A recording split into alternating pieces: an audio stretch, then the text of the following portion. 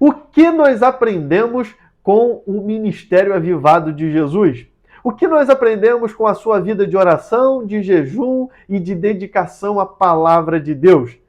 Vamos estudar hoje a lição de número 4 do primeiro trimestre de 2023. E o tema da nossa lição é o Ministério Avivado de Jesus. Vem com a gente para aprender mais essa lição da Palavra de Deus.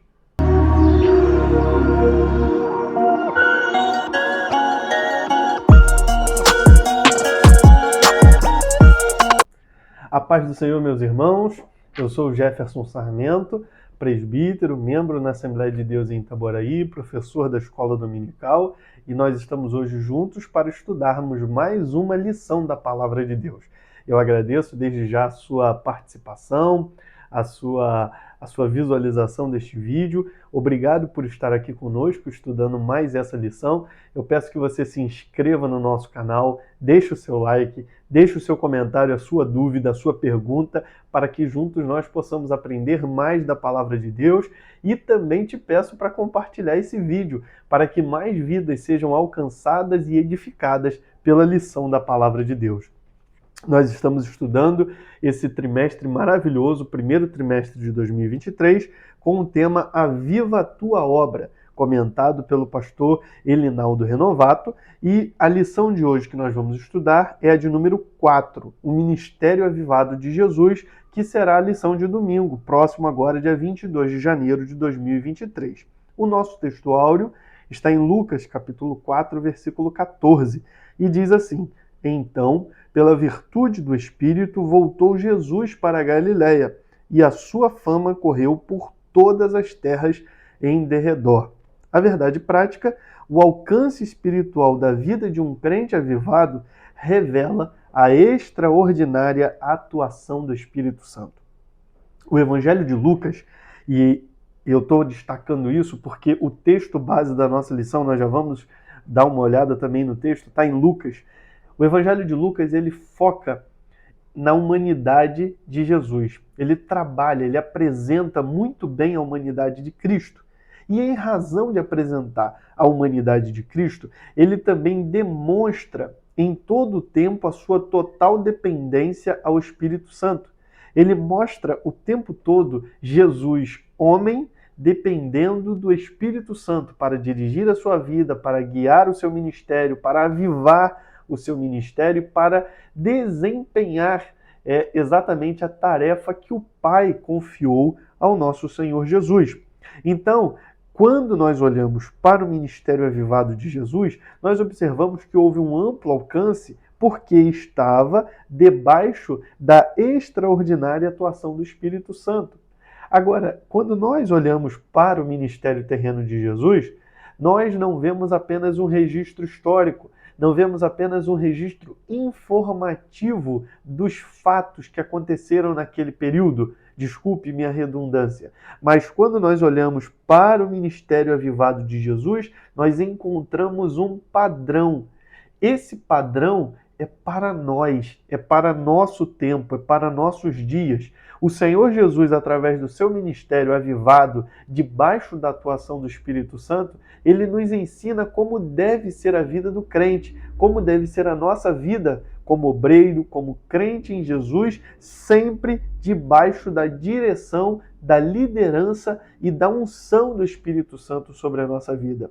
Como eu disse, nós não podemos olhar apenas para os fatos históricos, mas olhar com olhos de ver, como dizem alguns, né? Olhar com um aprendizado, aprendendo como aplicar isso para a nossa vida.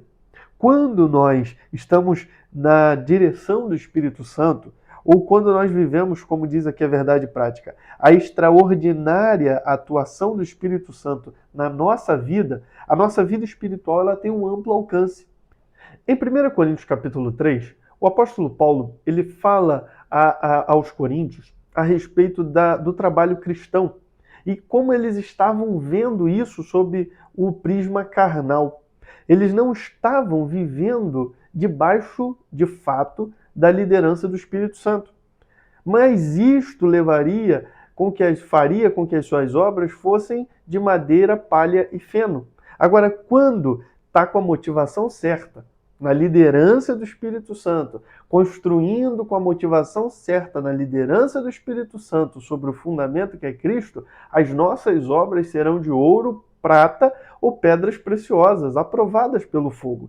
Então, é muito importante para que a nossa vida tenha um alcance espiritual amplo, que nós estejamos debaixo da liderança do Espírito Santo. Leitura bíblica em classe está em Lucas, capítulo 4, versículos 14 a 22, um texto maravilhoso. E aqui nós temos a forte atuação do Espírito Santo sobre o ministério de Jesus. Isso está registrado aqui logo no versículo 14, que também é o texto áureo que nós já lemos. Pela virtude do Espírito voltou Jesus para a Galiléia, ou seja, Jesus estava sendo dirigido pelo Espírito Santo. Quando ele vai para a Galiléia, ele é poupado da morte, porque ainda não era a hora, e se ele fica na Judéia trabalhando como ele trabalhou, com um ministério avivado, em que a fama dele corria por toda a região, curando, libertando oprimidos pelo diabo, enfim, ressuscitando mortos, fazendo milagres e maravilhas, isso despertaria de imediato a fúria invejosa da elite sacerdotal, que não teria piedade e simplesmente eliminaria esse pregador da Judéia. Mas, dirigido pelo Espírito Santo, porque ainda não era a hora de que a sua morte vicária acontecesse, ele então vai para a Galiléia. E também, além de ser poupado da morte, ele faz com que Jesus cumpra exatamente o texto ou a profecia de Isaías lá no capítulo 9, em que diz que na Galiléia das Nações a luz brilhou. Enfim, é um texto que nós já até abordamos na lição de número 3 e que se dá aqui exatamente nesse capítulo em razão da direção, do direcionamento do Espírito Santo sobre o ministério de Jesus. Agora, é interessante que esse texto nos mostra algumas coisas. Primeiro, virtude do Espírito. No poder do Espírito. Jesus realizou a sua tarefa debaixo do poder do Espírito Santo. Jesus realizou toda a tarefa ministerial aqui na terra na unção do Espírito Santo. Então, é a primeira coisa que a gente aprende no texto.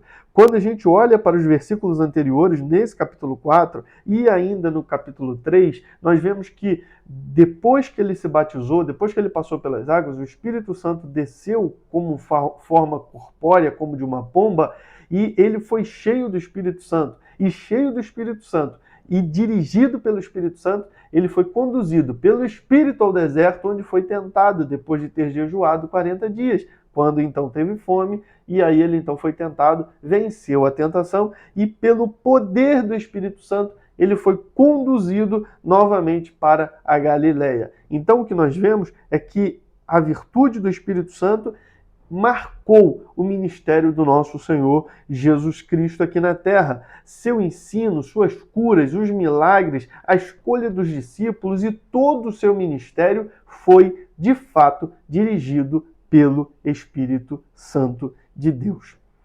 Outra coisa, olha o que diz aqui, a sua fama correu. Seu ministério foi extensamente divulgado. Ele começou a pregar de forma diferente. Ele pregava com autoridade. Não era aquela pregação fria, vazia dos escribas e fariseus. Eu vou falar aqui no próximo tópico, mas ele pregava com autoridade, curava os enfermos, ele tinha compaixão das pessoas, ele então atraía muitas pessoas ao seu redor, e em razão disso a sua fama correu por todas as terras em derredor, ou seja, o seu ministério foi extensamente divulgado em toda aquela região e muitas notícias a respeito de Jesus se espalhou, de maneira que as pessoas corriam para ver esse tal Jesus. Além disso, ensinava nas suas sinagogas. Ele ensinava. O ministério de Jesus foi muito marcado pelo ensino. E esse ensino de Jesus, eu já disse, ele era na direção do Espírito Santo. Era com a autoridade do Espírito Santo. E em razão disso, era um ensino diferente, era interessante. Ele despertava o interesse das pessoas, porque era um ensino prático, era um ensino organizado, mas era prático, era real, era sincero, era verdadeiro. Não era apenas uma citação teológica de um rabino de Jerusalém ou de alguém lá dos tempos passados, sem qualquer vida ou vigor. Não, ele ensinava a palavra de Deus com autoridade, com poder, e isso despertava a atenção das pessoas. As pessoas queriam ouvi-lo. É lógico que isso também despertava muitas vezes a fúria, despertava inveja, mas o ensino de Jesus era um ensino diferenciado, porque era na virtude do Espírito Santo. Ele era cheio de autoridade do Espírito Santo para ensinar.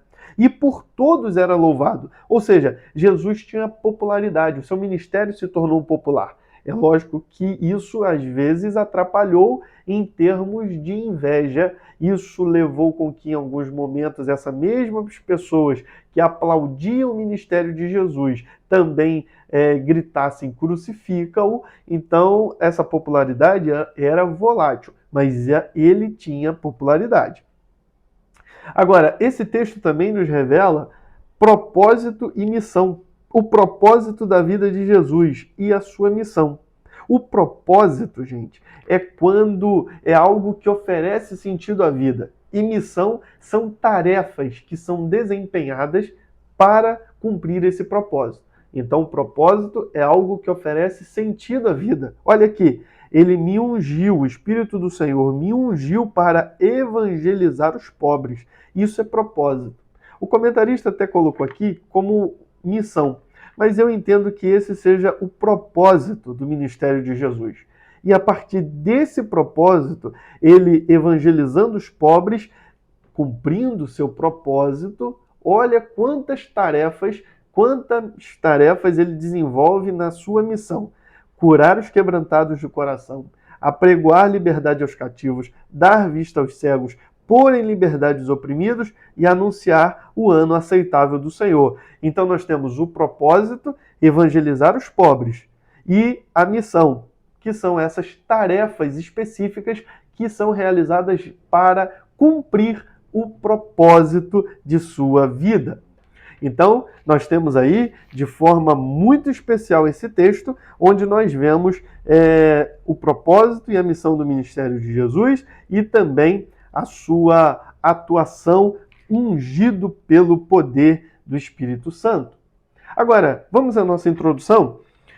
A lição nos ensina que o ministério de Jesus foi dirigido e avivado pelo Espírito Santo, pelo que Jesus não somente cumpriu a lei, não somente cumpriu os mandamentos, não somente cumpriu as profecias a seu respeito que estavam previstas no Antigo Testamento, mas ele também, e muito especialmente, ele pregava e ensinava e atuava com autoridade do Espírito Santo no seu ministério. E esse era o diferencial. Essa era a grande diferença do ministério de Jesus para os outros ensinadores da sua época. Ele tinha a autoridade do Espírito Santo. A sua mensagem não consistia de meros ensinamentos teológicos, teorias. Não, era uma mensagem prática, avivada e acompanhada de sinais, prodígios, maravilhas. Ele curava os enfermos, ele cuidava das pessoas, ele alimentava multidões famintas, ele andou sobre as águas, ele operou maravilhas, ressuscitou mortos, porque teve simplesmente, como no caso do filho da viúva de Naim, compaixão, movido de íntima compaixão. Então, nós temos aí um Jesus operando milagres para também ajudar as pessoas. É um ministério avivado, uma pregação com autoridade e um ministério marcado por sinais maravilhosos e miraculosos pelo poder e na unção do Espírito Santo. E assim eu quero dizer que, como homem, Jesus dependia do Espírito Santo. Como homem, Jesus estava na total dependência do Espírito Santo para o exercício de seu ministério. Ele se submetia à liderança do Espírito Santo, tanto que nós vimos aqui, guiado pelo Espírito Santo, ele foi conduzido para o deserto. guiado pelo Espírito Santo, ele venceu a tentação no deserto e voltou para a Galileia, sempre na direção e na liderança do Espírito Santo sobre a sua vida. E isso, irmãos, nos ensina muito, porque se nós queremos ter um ministério avivado, se nós queremos que o nosso ministério seja avivado e produza muitos frutos, tenha um amplo alcance, nós também precisamos nos submeter sempre à liderança e à autoridade do Espírito Santo. Nós precisamos viver debaixo da unção do Espírito Santo para que o nosso ministério seja aprovado por Deus e produza muitos frutos. Também nós devemos observar que nós precisamos, e é algo que nós aprendemos com Jesus, ter uma vida devocional, de oração, de jejum, de meditação na palavra de Deus, de aprofundar o nosso relacionamento com Deus, porque nós dependemos do Espírito Santo e aprendemos isso com o Senhor Jesus. E o Senhor Jesus, durante o seu ministério terreno, e isso nos mostra muito claramente a nossa lição, ele vivia em oração. Ele jejuava, ele estava em contato constante com o Senhor, Deus Pai, por meio do Espírito Santo, através de oração, de jejum e de meditação na palavra de Deus. Então, se Jesus, que também era Deus, mas sendo homem, orava, jejuava e precisava da palavra para vencer, quanto mais nós. Tópico 1. Jesus e a pessoa do Espírito Santo. Veja, a nossa declaração de fé traz alguns pontos aqui muito importantes sobre a Trindade. Cremos, professamos e ensinamos o monoteísmo bíblico, que Deus é uno em essência ou substância, indivisível em natureza, e que subsiste eternamente em três pessoas, o Pai, o Filho e o Espírito Santo, iguais em poder, glória e majestade, e distintas em função, manifestação e aspecto. Então nós temos aqui, portanto, que a nossa declaração de fé das Assembleias de Deus, declara que nós cremos, ensinamos e professamos o monoteísmo bíblico, que Deus é um só, Deus é uno, porém trino. Então nós temos aqui que ele é uno em essência e substância, mas subsiste em três pessoas, o Pai, o Filho e o Espírito Santo. E apesar de na Bíblia não haver essa palavra trindade, o ensino da trindade é uma realidade na Bíblia. Se nós olharmos, por exemplo, Gênesis 1:1, no princípio criou Deus. Criou, está no singular. Deus, essa palavra Deus no hebraico, lá no original, é Elohim, que está no plural. E o verbo está no singular. Quando nós olhamos ainda Gênesis 1:26, por exemplo, diz, façamos o homem conforme a nossa imagem, conforme a nossa semelhança. Mais à frente, depois que o homem peca, ele diz assim, o texto diz, registrando uma fala de Deus, agora o homem é como um de nós. Está lá em Gênesis no capítulo 3, no versículo 23. Depois, mais à frente, lá na história da Torre de Babel, ele diz assim, eia, pois, desçamos. Então, nós vemos que desde o início, desde o Gênesis, a Trindade ela está se apresentando. O Deus uno, subsistente em três pessoas, o Pai, o Filho e o Espírito Santo. No Antigo Testamento, são diversos os textos que nós vislumbramos a Trindade. No Novo Testamento, eu selecionei apenas 2, dentre os muitos que nós poderíamos mencionar. Mas Mateus capítulo 28, versículo 19, está escrito que nós recebemos uma comissão do nosso Senhor Jesus Cristo para batizar. Ide, ensinai todas as nações, batizando-as em nome do Pai, do Filho e do Espírito Santo. Portanto, está claro na Bíblia a pessoa do Pai, a pessoa do Filho e a pessoa do Espírito Santo. Um outro texto muito conhecido, que é falado em todos os cultos, 2 Coríntios capítulo 13, versículo 13, a bênção apostólica. A graça de nosso Senhor Jesus Cristo, o amor de Deus, o Pai, e a consolação do Espírito Santo. Então nós temos aí, portanto, no Novo Testamento, também a manifestação clara da Trindade. Então não há dúvidas de que, apesar de não constar o termo Trindade, Deus é um Deus uno que se revela, que subsiste, melhor dizendo, que subsiste em 3 pessoas. Agora vamos lá. O Espírito Santo na vida de Jesus.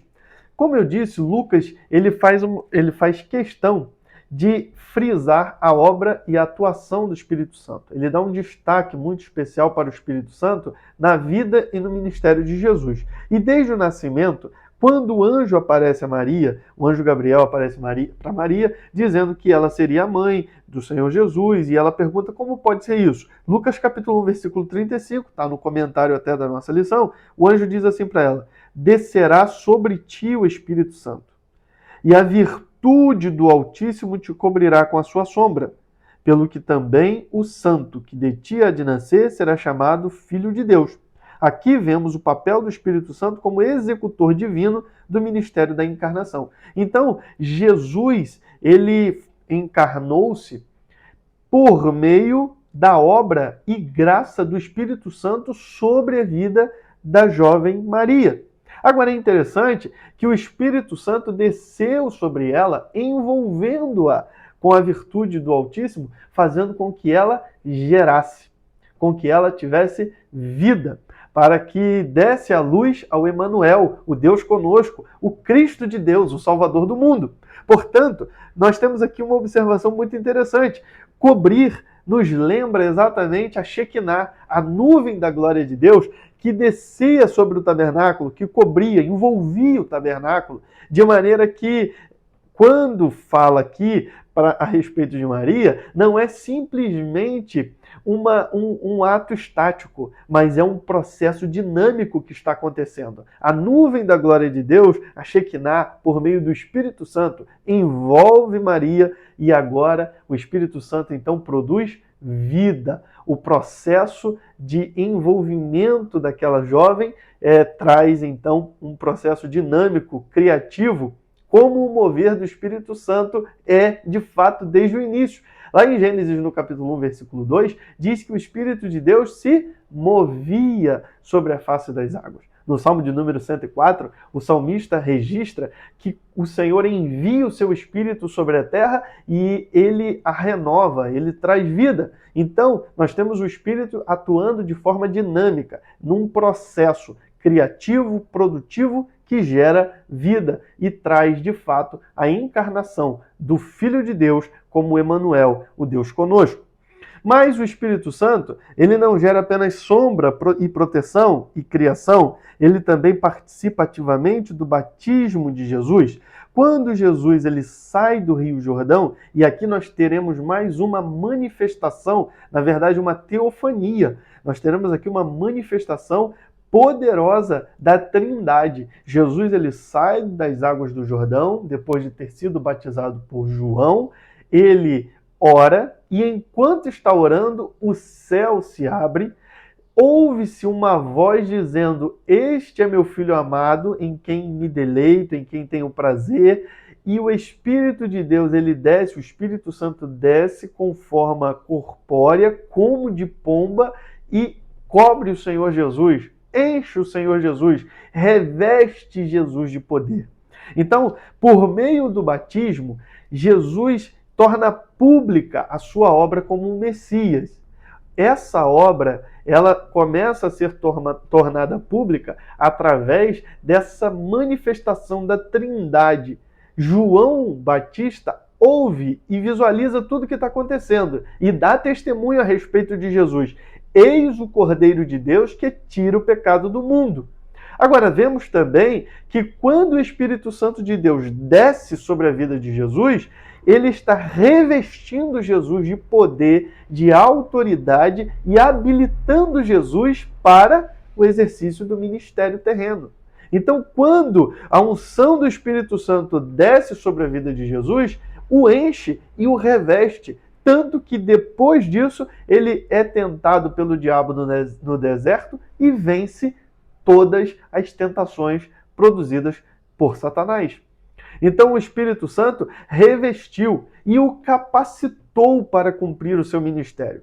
Jesus, a partir desse momento, ele está capacitado para cumprir o seu ministério terreno, curando, libertando pessoas do poder do diabo, fazendo milagres, maravilhas e pregando e ensinando com autoridade, mas também ele é cheio do poder do Espírito Santo para enfrentar a oposição, que não é pouca, mas enfrentar a oposição, uma oposição tão dura que o leva à cruz. Somente pela virtude do Espírito Santo, somente pelo poder do Espírito Santo sobre a sua vida, é que ele verdadeiramente foi capacitado para cumprir essa tarefa tão árdua e tão difícil que o Pai lhe entregou. Agora, isso nos traz aqui uma aplicação muito especial. O Espírito Santo continua hoje revestindo os crentes com o Espírito Santo, com poder, para desempenhar a sua tarefa e a função para a qual fomos chamados. Ainda hoje, o Espírito Santo está revestindo as nossas vidas para que possamos continuar pregando e proclamando que Jesus salva, cura, batiza com o Espírito Santo e em breve voltará. Nós vemos também que o Espírito Santo atuou durante a tentação de Jesus. No capítulo 4 de Lucas, nós observamos que Jesus, cheio do Espírito Santo, olha só, capítulo 4, versículo 1, e Jesus, cheio do Espírito Santo, voltou do Jordão e foi levado pelo Espírito ao deserto. Então, o Espírito Santo atuou no ministério de Jesus, inclusive na tentação. Mesmo sendo submetido à tentação, ele venceu. E venceu porque estava cheio do Espírito Santo. E aqui eu quero fazer uma aplicação na sua vida. Ainda que você seja conduzido para o deserto, mas se foi conduzido para o deserto pelo Espírito Santo, fica tranquilo, você vai vencer. No deserto, dirigido pelo Espírito Santo e cheio do Espírito Santo, você pode ser tentado por Satanás, mas vai vencer a Satanás pelo poder do Espírito usando a palavra de Deus. E veja, Jesus ele foi tentado no seu instinto humano. Satanás ofereceu alimento quando ele teve fome. Foi tentado na sua identidade. Se tu és mesmo filho de Deus, veja que no capítulo anterior, logo a passagem imediatamente anterior, Jesus ouve do céu a voz dizendo: "Este é o meu filho amado." E Satanás vem tentar exatamente na identidade de Jesus. Se tu és o filho de Deus, então faz. Então vemos aí a tentação do diabo na identidade, quanto à identidade de Jesus. Vemos também na sua divindade: se você é o filho de Deus, lança-te daqui. Você vai dar ordem aos anjos e eles vão te segurar. Veja, também tentou na sua humanidade: te darei poder, te darei glória. Todos esses reinos serão teus, eu te darei. E a humanidade de Jesus, portanto, foi tentada também. Olha que interessante. Lá atrás, no início, o primeiro Adão, ele foi também tentado pelo diabo. Mas ele não foi capaz de vencer a tentação. E em razão disso, o pecado entrou na humanidade. Ele abriu a porta do pecado para a humanidade. Agora, o segundo Adão, no início do seu ministério, também é tentado. E pelo poder do Espírito Santo de Deus, usando o poder da palavra, ele vence o diabo, ele resiste o diabo, ele vence a tentação e ele abre a porta da graça para a nossa vida. Que coisa tremenda! Aleluia! Glorificado seja o nome do nosso Senhor Jesus Cristo. Então nós temos aí, portanto, a atuação do Espírito Santo no batismo de Jesus. E agora na tentação também. Jesus ele foi cheio do Espírito Santo e capacitado para exercer o ofício de sacerdote, profeta e rei. E ele tentado no deserto, ele foi tentado como sacerdote. E como sacerdote ele sofreu a tentação, mas venceu. O escritor aos Hebreus, no capítulo 2, versículo 18, diz lá que ele, sendo tentado, venceu. Então Jesus, como sumo sacerdote, tentado no deserto, sofreu a tentação, mas a venceu. Como grande profeta que é, ou como o profeta que havia de vir, ele usa a palavra para derrotar Satanás.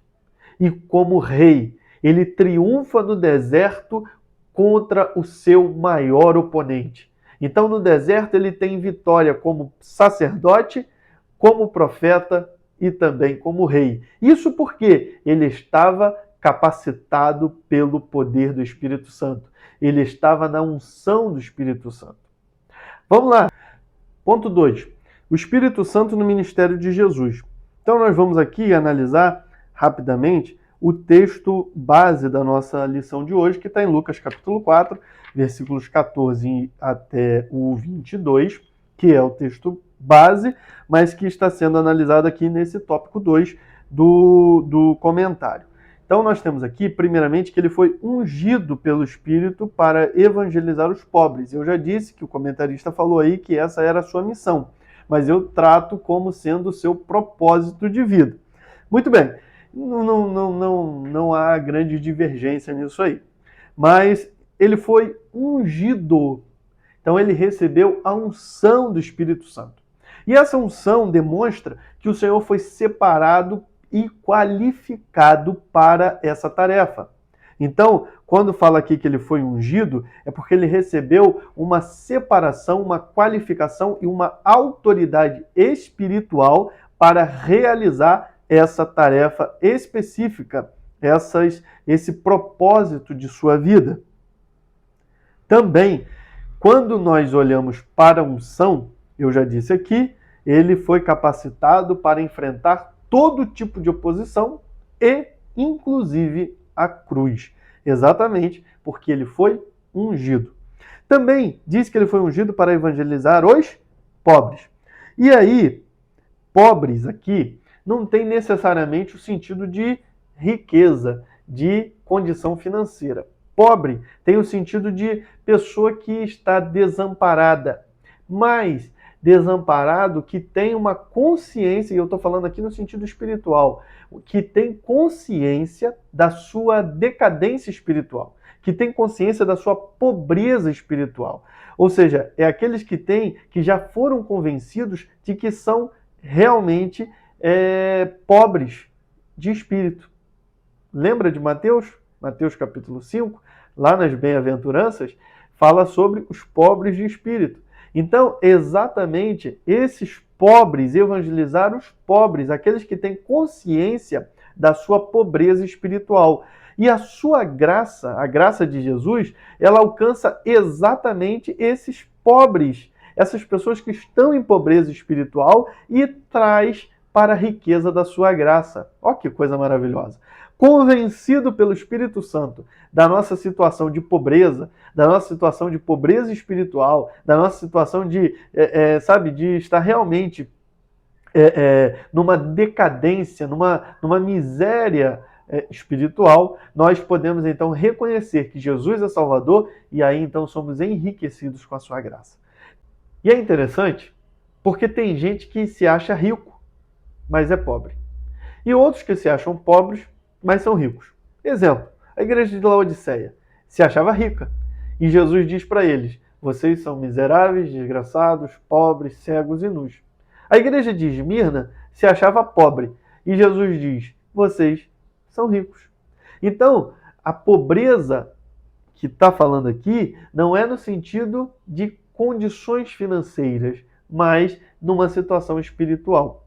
E aí, quando o crente, quando o pecador se reconhece como pobre, que a sua situação é de pobreza espiritual, e ele aceita Jesus como Salvador, e passa a ser agora um crente avivado, cheio do Espírito Santo, ele passa a ser rico da graça de Deus, ainda que não tenha condições financeiras. Aos pobres, eu disse aqui em relação a Mateus, aos pobres, Deus dá o reino dos céus. Isto é, aqueles que já reconheceram a sua situação de pobreza e já reconheceram a graça de Cristo e já experimentaram as riquezas da sua graça, também são feitos herdeiros do reino dos céus. Que bênçãos que Deus tem para nós. Agora veja, ele alcança os pobres e a sua missão prossegue, pois ele foi ungido pelo Espírito para curar os quebrantados de coração. E esse texto, isso aqui é interessante, porque o quebrantado de coração é um coração cheio de humildade, disposto a se humilhar e se submeter à liderança de Deus, à liderança do Espírito Santo e à vontade de Deus para a sua vida.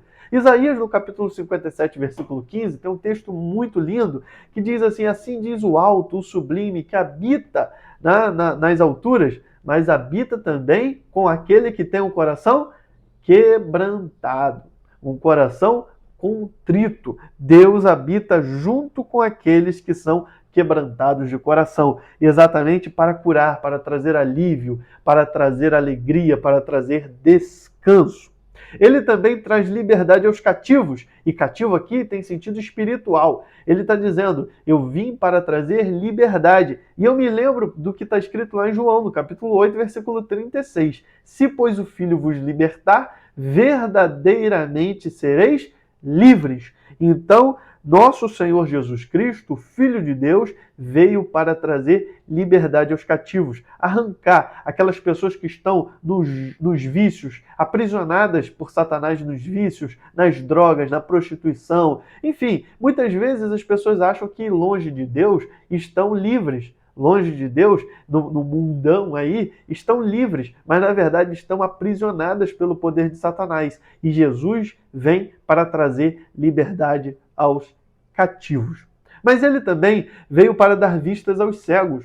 E aqui é bem verdade que Jesus curou cegos e deu vista aos cegos. Mas o sentido desse texto não é físico, não é natural, é vista àqueles que estão na cegueira espiritual. Jesus veio dar vista àqueles que estão na cegueira espiritual. Por exemplo, em João capítulo 9, Jesus cura um cego de nascença, mas ele mostra que a elite sacerdotal de Jerusalém, a elite religiosa, está na cegueira espiritual. E Jesus veio para trazer vista àqueles que estão exatamente na cegueira espiritual.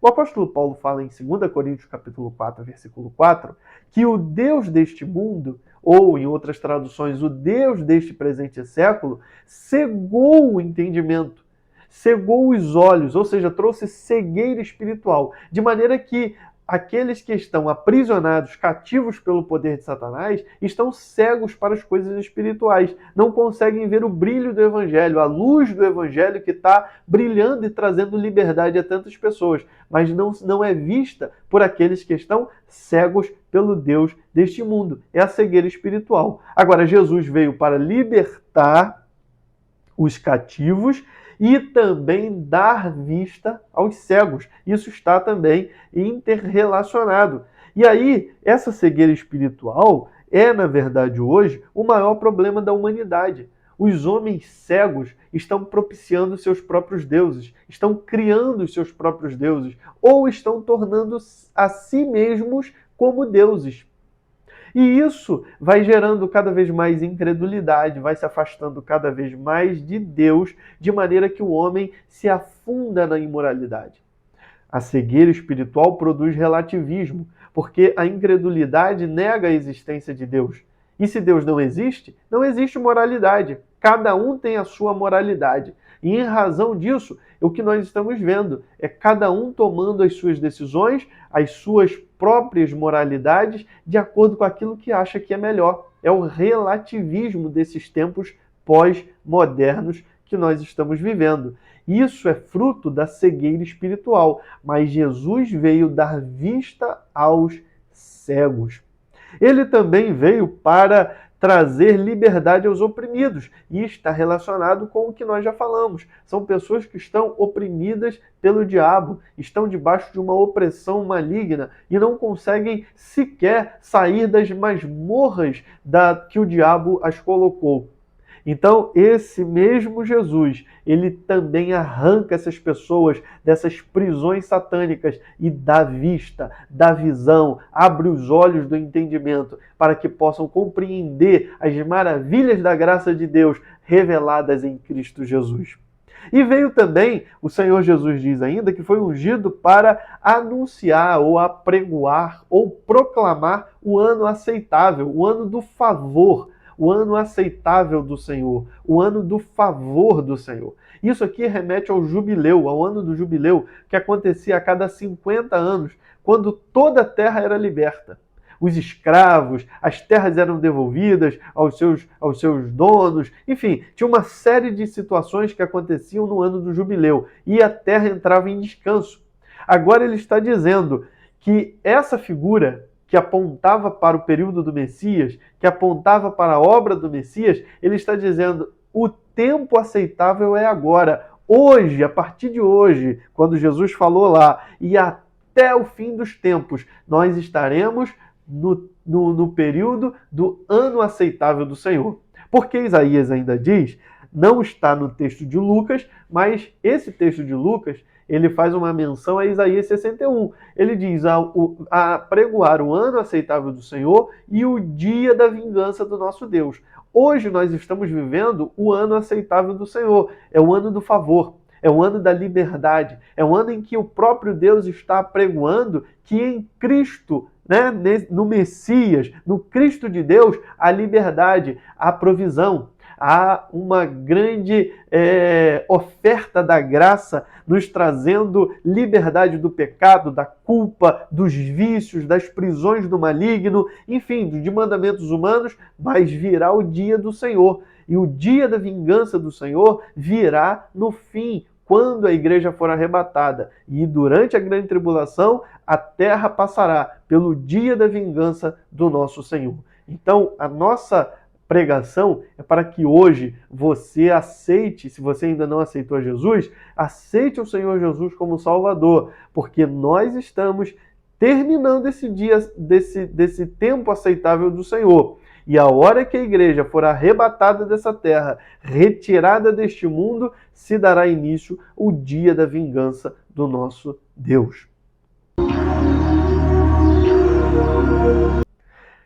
Tópico 2. Jesus e a oração em seu ministério.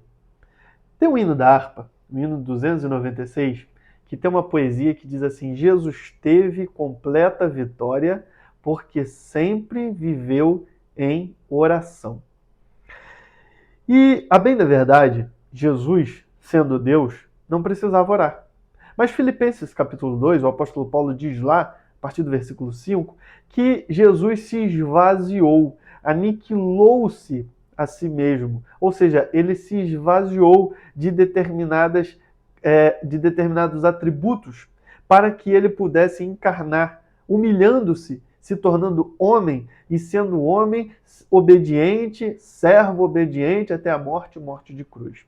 Então, como homem que também era, Jesus precisava da oração. Jesus precisou viver em oração. E o ministério de Jesus é marcado por oração. Se nós observarmos os evangelhos, nós vamos ver diversas vezes Jesus orando ou ensinando a orar. E isso nos traz valiosas lições que nós veremos aqui neste tópico. Então, Jesus ele não apenas ensinou a orar, Jesus tinha uma vida de oração. E isso é notado tanto que depois, quando Jesus volta para os céus, os seus discípulos continuam aqui na terra fazendo o quê? Orando. Tinham também uma vida de oração. O ensino de Jesus não era apenas faça o que eu digo, mas não faça o que eu faço. Não, o ensino de Jesus é faça o que eu também faço. Eu ensino e faço aquilo que eu ensino, porque a sua vida não era dissociada do seu ensino. A sua vida não era dissociada da sua pregação. E é por isso que nós vemos nos evangelhos o Senhor Jesus orando. Ele não só ensina a orar, como também ele tem uma vida de oração. Vamos lá, o valor da oração. E é interessante que o comentarista ele aborda a oração modelo, a oração do Pai Nosso, ensinada pelo Senhor Jesus.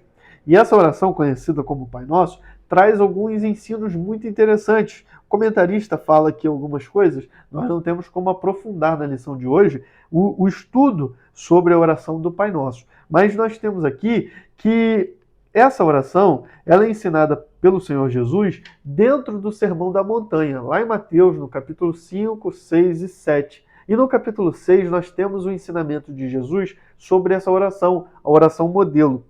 E é interessante porque ela está dentro de um contexto em que Jesus está passando a constituição do reino. Jesus está passando os princípios que norteiam a vida cristã.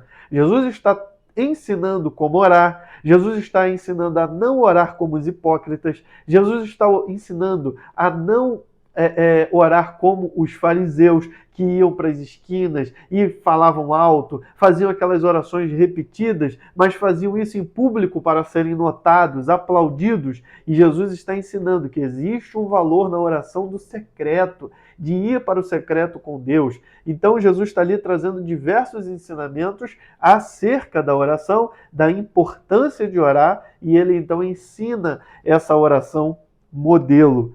E aí, nós podemos entender também que essa oração modelo ela tem uma proposta pedagógica, ela tem uma proposta didática. Jesus está nos ensinando algumas referências, alguns princípios chaves na nossa vida de oração. E aí o comentarista traz, por exemplo, uma pessoa avivada se dirige a Deus como o Pai Nosso, santifica o nome dele, deseja a vinda do reino, anela por viver a vontade de Deus.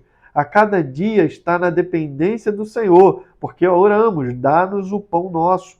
Confessa os pecados e pede perdão. Ela suplica por proteção a Deus e finalmente sabe que dele é o reino, o poder e a glória para sempre. Não vou entrar aqui em comentários desses itens, porque senão seria um vídeo de mais de 1 hora. Mas nós temos aqui alguns pontos chaves que nós precisamos desenvolver na nossa vida de oração. Devemos orar no secreto, orar com sinceridade. Essa oração não é uma oração que a gente precisa repetir como uma liturgia, mas ela traz alguns ensinos, traz uma pedagogia para que nós possamos aplicar a nossa vida diária de oração, para que essa vida também seja aprovada por Deus. Uma vida de oração. Nos evangelhos, podemos perceber várias ocasiões de oração no ministério de Jesus. Então nós temos aí que Jesus, por exemplo, orou no batismo. Eu já falei, mas vou aqui voltar a esse ponto. Quando Jesus sai das águas do Jordão, ele ora.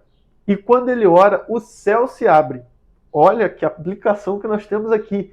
Jesus ora, o céu se abre, o Espírito desce e Deus brada do céu.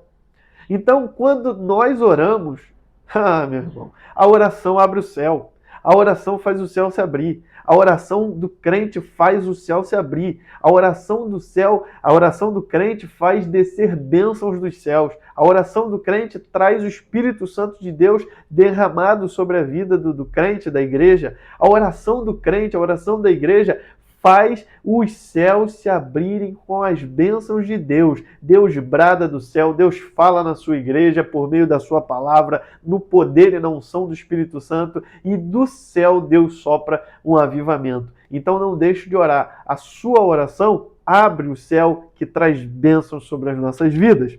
Jesus também orou quando ele foi escolher os seus discípulos. Jesus, ele seguia, uma multidão seguia Jesus. E quando Jesus foi escolher os seus discípulos, ele ora, ele passa uma noite em oração.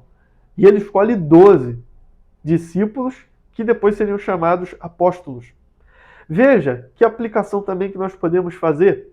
Para escolher obreiro na igreja, tem que orar, tem que fazer um período de oração, tem que buscar a direção do Espírito Santo. Mas não somente isso. Na sua vida, ore.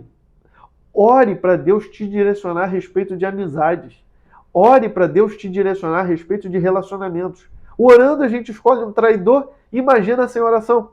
Então a gente precisa ter uma vida de oração, inclusive com relação aos nossos relacionamentos. Me desculpe aqui a redundância, mas é preciso orar para que Deus nos ajude a escolher bem os nossos amigos, as pessoas com quem nós compartilhamos a vida, as pessoas com quem nós compartilhamos os nossos propósitos de vida, a nossa missão, sabe, os nossos sonhos, porque tem gente que às vezes está perto da gente só para sugar as nossas energias. Está igual uma cobra esperando a hora de dar o bote. Então, a oração nos mostra quem deve andar conosco. Ore. A oração do Getsemane também é outro exemplo. Quando Jesus vai para o jardim do Getsemane orar, ele pede: Senhor, eu estou angustiado. Pai, se for possível, passa de mim esse cálice. Contudo, não se faça o que eu quero, mas faça a tua vontade. Então, nós também devemos orar para que a vontade de Deus se cumpra na nossa vida. Nós não temos poder de determinar para Deus, decretar o que Deus tem que fazer. Não, nós oramos, pedimos ao Senhor, oramos dizendo: Senhor, a minha vontade é essa. Contudo, seja feita a tua vontade. E quando nós nos submetemos à vontade de Deus na direção do Espírito Santo, a nossa vida é aprovada, abençoada por Deus. E ainda que tenhamos que enfrentar a cruz, ainda que tenhamos que enfrentar perseguição, ainda que tenhamos que enfrentar toda sorte de lutas e dificuldades, mas o Espírito do Senhor estará conosco. Deus nos dará graça e nos dará força para que vençamos todas as adversidades e um dia alcançaremos a coroa de glória, a coroa da vida, a incorruptível coroa que está reservada por Deus nos céus. Tópico 3. Uma vida na unção do Espírito. Aqui é só aplicar a lição. Aqui é o fechamento da lição. Eu já fiz aqui a aplicação em vários pontos, mas aqui é uma aplicação final para a gente chegar na conclusão. Com unção nos referimos a uma vida de serviço sob a confirmação do Espírito Santo, à semelhança da atuação do Espírito no ministério de Jesus. Então, nós devemos buscar a unção do Espírito Santo. Essa é uma necessidade de todos os crentes, é uma necessidade de todas as pessoas que servem ao Senhor Jesus. E quando nós buscamos a unção do Espírito Santo, e a unção do Espírito Santo verdadeiramente está sobre nós, o nosso ministério é confirmado. Tudo aquilo que nós fazemos, Deus confirma, Deus prospera, Deus abençoa, porque nós estamos debaixo da unção do Espírito Santo. A unção do Espírito na vida do obreiro. Se, de um modo geral, é indispensável para o crente ter a unção do Espírito Santo na sua vida, quanto mais o obreiro, que pesa sobre nós uma maior responsabilidade. A responsabilidade de ministrar a palavra, a responsabilidade de anunciar o Evangelho, a responsabilidade de cuidar da igreja de Deus, do rebanho de Deus, aqueles que são pastores, aqueles que dirigem igrejas. Então nós temos uma grande responsabilidade para desenvolver o ministério que Deus nos confiou, porque Deus também vai tomar conta daquilo que ele vai querer a prestação de contas. Tá? Tomar conta no sentido de que nós devemos prestar contas ao Senhor daquilo que Ele nos confiou para fazer. E nós só vamos ter uma aprovação do nosso trabalho, as nossas obras só serão de ouro, prata e pedras preciosas se nós estivermos debaixo da unção do Espírito Santo, se nós estivermos com a unção do Espírito Santo na nossa vida. De maneira que a gente precisa da unção do Espírito Santo para evitar a rotina. Sabe, tem gente que está tão no automático, pregador, cantor, que está tão no automático, que ministra sempre a mesma coisa, a mesma palavra, tem o mesmo choro, a mesma língua estranha, a mesma pausa para dar glória a Deus. Sabe, está tudo no automático. E quando isso entra no automático é um perigo. O risco de cair na burocracia, na rotina e no comodismo, na frieza espiritual, ou pior, na mornidão espiritual é muito grande. E é por isso que nós precisamos sempre ter uma vida avivada pelo Espírito Santo, uma vida na unção do Espírito Santo, para que tenhamos verdadeiramente vida aprovada por Deus. E aí, nós temos também que o obreiro do Senhor, tá aí no comentário, não deve negligenciar a oração, o jejum e o estudo devocional da palavra de Deus. Esses exercícios piedosos são o alimento espiritual diário e permanente de todo obreiro avivado na obra do Senhor. É preciso sempre buscar do Senhor na oração, no jejum e na palavra de Deus. A unção do Espírito na vida do crente. Viver uma vida na unção do Espírito não é um privilégio apenas dos que exercem vocação ministerial na igreja local. Não, isso é para todos nós. O apóstolo Paulo, quando escreveu os Efésios, no capítulo 5, versículo 18, ele diz: enchei-vos do Espírito. É como beber água. Cada um tem que tomar 2 litros de água por dia, é a recomendação médica. Multiplica aí os seus anos de vida por 365. O meu vai dar aí, sei lá, 11.700 dias. Vezes 2 litros de água. Eu já bebi, então, né, numa média aproximadamente, 22 mil litros de água. Mas se eu não beber água hoje, amanhã e depois, 3 dias sem beber água, eu vou entrar em crise de saúde. Eu vou entrar numa situação que vai me levar para ser hospitalizado, para que eu seja hidratado com urgência, ou então eu vou morrer desidratado. E a unção do Espírito Santo na vida do crente tem exatamente esse papel.